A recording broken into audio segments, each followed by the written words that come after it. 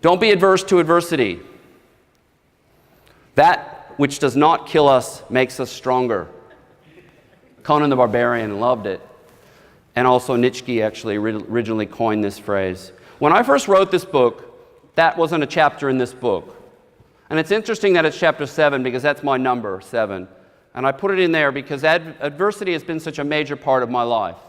And that's okay. The reason I've added it is when it was read by a few people at work, when I first wrote it, one of them said, who's read it now 4 times, said, you always talked about how adversity had made you stronger, how you're such a strong person as a result of it, but you don't talk about it in your book. And I thought, oh yeah, good, wrote it down and talk about it.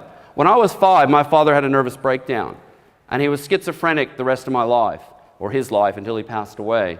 When I was 5, I was in mental institutions with a father in a straitjacket, right? So it's not exactly like this wonderful Bambi childhood that I had, because I didn't.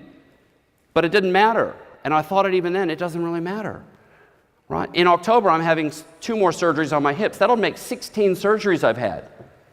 How many of you had 16 surgeries? I don't really care. It doesn't matter. Because what life is about is this road in front of us. There's this road that's there for us to take. There's these challenges. There's all these stimuluses, as Dr. Covey says, and there's our responses. How we respond to adversity is what makes us who we are. Do we get up and keep fighting? Do we learn from it?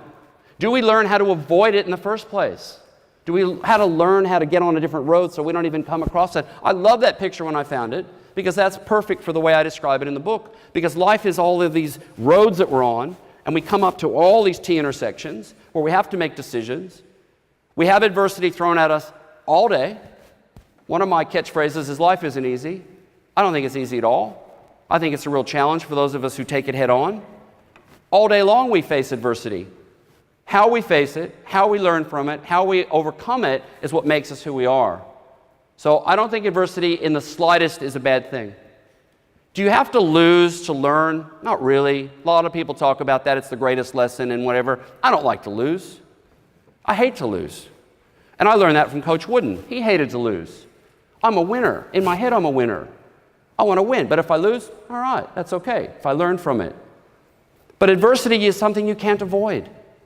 It's going to happen to you. You're going to have challenges in the home life. Your kids aren't going to be exactly what you thought they're going to be. Your employees aren't going to be perfect. Your work's going to have ups and downs. The market's going to go up and down. Disruptors are going to come into it. You're going to have health problems. You're going to have a car accident. These things just happen. Do they throw you off and do they ruin your day? I try to teach our salespeople that when you lose a listing, learn from the lesson and move on. Go get the next one. Don't let that one cause further defeat. Doesn't matter. So adversity is a really powerful thing in our lives. It's there.